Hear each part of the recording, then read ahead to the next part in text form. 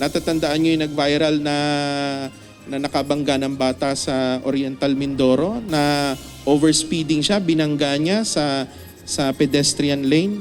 Yan yung mga produkto ng mga dumaan sa fixer na hindi tinuruan ng maayos na driving school. Arestado nasa 39 na fixer sa isinagawang one-time big-time entrapment operation ng Land Transportation Office kaninang umaga, kasama ang Philippine National Police at Quezon City Department of Public Safety. Sa LTO Central Office pa lang, 24 na ang nahuli sa aktong nag-ooperate.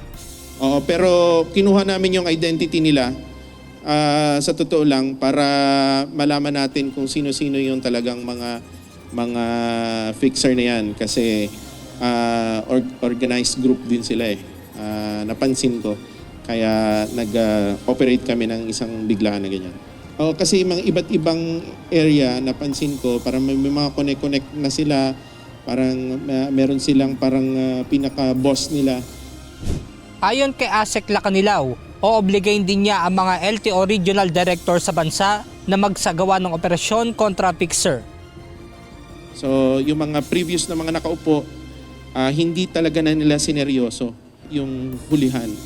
Lahat yan, buong Pilipinas, yung mga susunod namin na mga huhulihin, kailangan mag-report ang aming mga regional directors sa buong bansa na kailangan may accomplishment every month sa mga ganyan para dahan-dahan natin masilip. Kasi oras na hindi sila nakapag-report, kaya inuna ko muna dito sa amin sa Central para maging halimbawa. Kasi oras na hindi sila makapag-report, malalaman kung bakit. May mga nagmamanover na fixer dun sa kanila siguro, kaya hindi nila mahuli-huli. So, kailangan hulihan talaga. Paalala naman ng LTO chief sa publiko, wag na wag tangkilikin o makipagnegosasyon sa fixer na nag-aalok na mag-asikaso ng lisensya o papeles man ng sasakyan. Matapos sumailalim sa medical examination, sasampahan ng mga ito ng reklamong paglabag sa Ease of Doing Business and Efficient Government Service Delivery Act.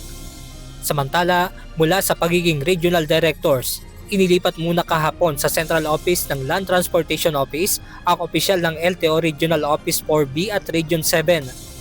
Unang-una, kaya natin inaayos ang LTO. Nire-reform natin yung LTO, yung sistema ng LTO na alam natin na nirereklamo natin kahit ako nung araw.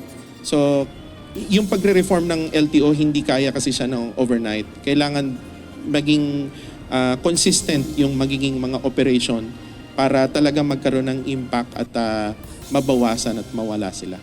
Ayon kay LTO Chief Assistant Secretary Marcos Lacanilaw, bukod sa umunoy aligasyon ng korupsyon, isa pa sa kanilang tinitingnan ay kung may kaugnayan sa mga fixer ang nasabing mga opisyal. So isang dahilan yon kaya nag-reassign kami ng dalawang regional director dito sa central office kasi yung ongoing yung investigation sa kanila. And yung iba doon sa kanila, pinakasuhan ko na sa ombudsman So may mga ibang mga reklamo na naman. Benedict Samson, UNTV News and Rescue. Diyos ang aming sandigan, serbisyo publiko ang aming pinahahalagahan.